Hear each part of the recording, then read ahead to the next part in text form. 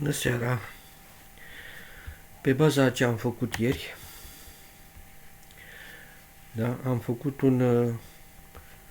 un experiment cu o pagină care e creată cu microdot-ul, da? Așa, pe baza experimentului de ieri, pe ce am făcut ieri, am făcut o pagină, acum care să ne răspundă la butoane de acțiune, da? De exemplu, m-am gândit așa că dacă am 3 butoane, da, pe pagină, un buton care, dacă îl apăs, îmi aprinde, îmi activează LED-ul albastru, un buton care mi activează LED-ul roșu și un al treilea buton care mi le dezactivează pe amândouă, da? Bine, așa, și n-am să vă mai scriu iar codul, că e scris deja. Așa, numai vi le explic puțin. Așa, deci avem importurile toate aici pentru microdot.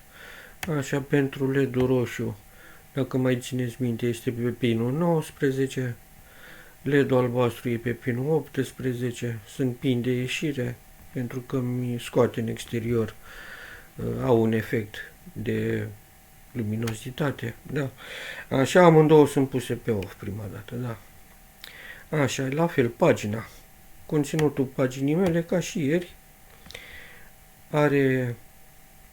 e un conținut, document type este HTML, aici este indicatorul pentru reîmprospătare la 10 secunde, după aia am cadrul standard al paginii web, HTML cu head și body, în head pun titlu, da, iar în body pun H1 care să aibă un text, da, și pun un tabel, un tablou, o tablă cu border 2 aliniat la centru, da, fundalul de culoare galbenă în care pun un text, da. Pun textul, ce se întâmplă, de exemplu, dacă apăs butonul roșu, să îmi scrie acolo că e butonul LED-ul roșu activat sau LED-ul albastru activat sau ambele LED-uri sunt inactive, da? Deci să fie un text acolo care să-mi spună starea curentă a LED-urilor, a LED-ului sau LED-urilor, da?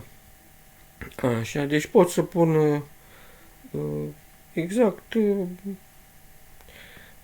metacaracterele care sunt într-o pagină HTML. Bun, și după aceea, aici este vorba, vreau să vă arăt. Da, pun un paragraf aliniat la centru, așa, și pe mijloc pun, mare atenție, aici pun o legătură, da, pentru că este vorba de LED-uri, da, pun, o să vedeți că am, de fapt, două rute.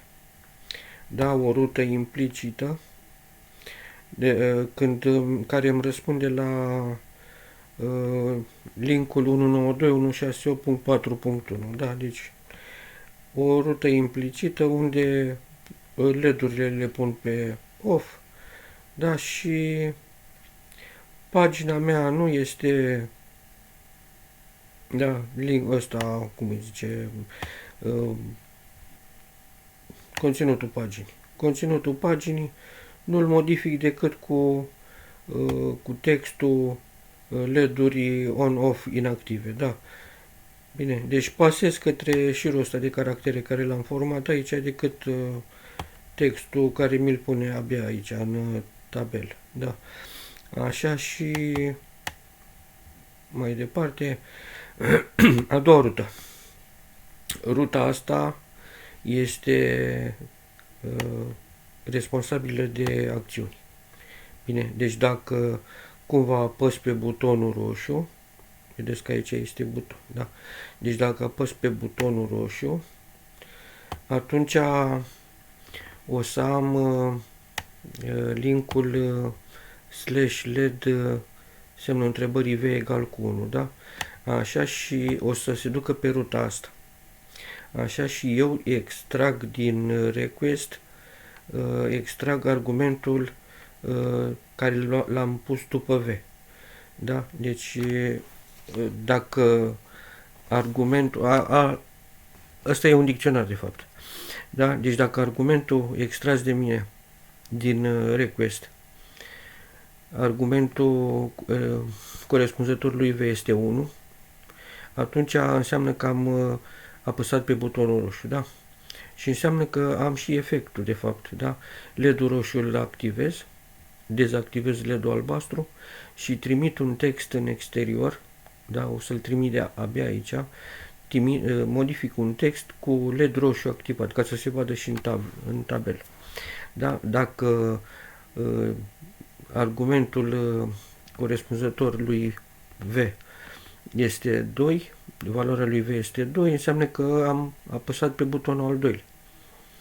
Bine. Așa, și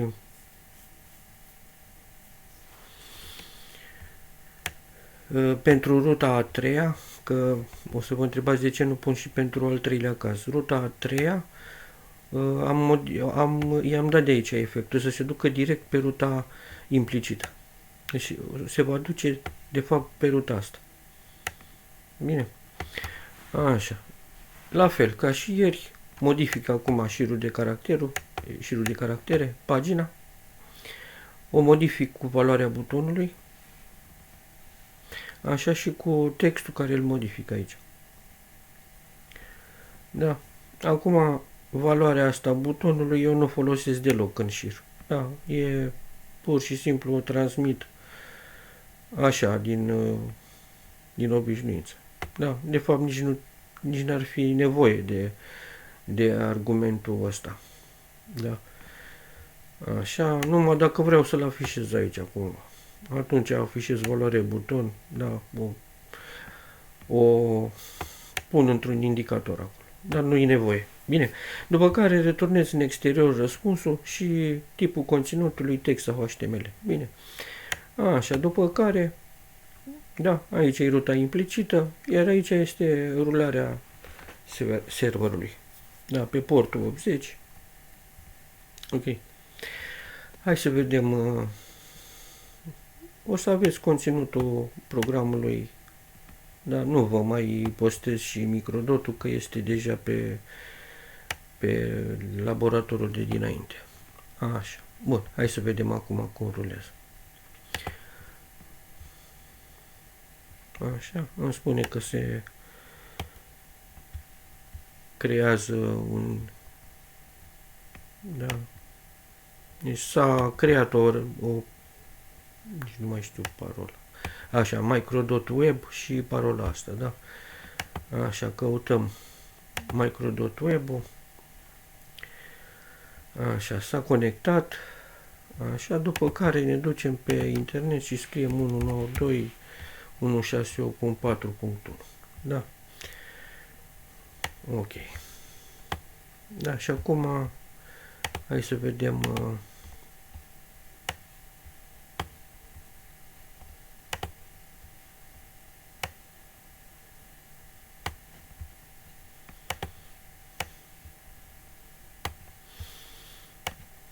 și să-l facem puțin mai mare. Da, deci inițial, încă o dată, inițial, dacă intru pe adresa asta, o să-mi dea LED-uri on-off inactive. Dacă nu am nimic aprins, n-am nimic apăsat pe pagină, da? Apăs pe butonul albastru, da, se va activa butonul albastru, da. Dau click pe reset, o să se reseteze toate LED-urile. Dau click pe roșu, se va activa LED-ul roșu, da? Să vă uitați și aici pe link, că se modifică automat și linkul din pagină, da? Așa, pe albastru, da, se inactivează roșu, se activează albastru, aici vedeți că se modifică și textul, bine? Și așa mai departe, bine? Asta e un model de a răspunde la evenimente într-o aplicație, da? Apăsăm pe albastru, apăsăm pe roșu, apăsăm pe reset, bine, apăsăm pe roșu, Da, acum nu vă mai fac și uh, să mă conectez și pe telefon și pe asta, că nu are nicio treabă. Bine, așa. Ce am observat, așa, ceva hazliu, de exemplu, dacă sunt conectat cu telefonul și dau click pe albastru, eu sunt conectat pe albastru cu telefonul, calculatorul sau un alt client este conectat pe roșu și o să o să observați pe plăcuță că se aprinde când roșu, când albastru, când roșu, când albastru. Da, deci când sunt mai mulți clienți care sunt conectați pe LED-uri diferite, aplicația comută pe fiecare client în parte și da, e ceva distractiv, da.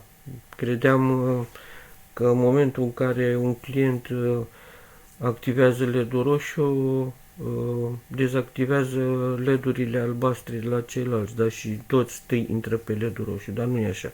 Dar ține minte starea LED-ului pentru fiecare client în parte, da.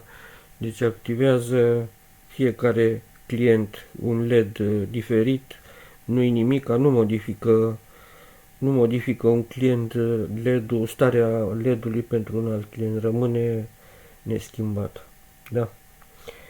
Așa ca paranteză, poate o să observați și dumneavoastră. Bine, deci sursa e foarte simplă, e foarte, foarte simplă, da? Deci sunt două rute. Bine, acum pentru alte componente, la fel, o să puneți aici un index cu un request și o rută pentru o altă componentă, da? Deci totul depinde de ce butoane apar aici, da? Deci o să fie, mă rog, asta ca să aveți la fel o ruta implicită rămâne, resetul, da? Dacă vreți să ajungeți la starea inițială, trebuie să puneți un buton care să vă aducă la starea inițială a paginii, da? Asta. Normal ar trebui să rămână pe fiecare aplicație în parte, da? Deci, cum am plecat de la starea inițială, trebuie să ajung, da, cumva la o stare inițială. Bine, cam atâta. Bine, o să pun pe GitHub și numai sursa asta, că atâta ne interesează. Bine. Ok, cam atâta. Multă sănătate și numai bine. Bună seara.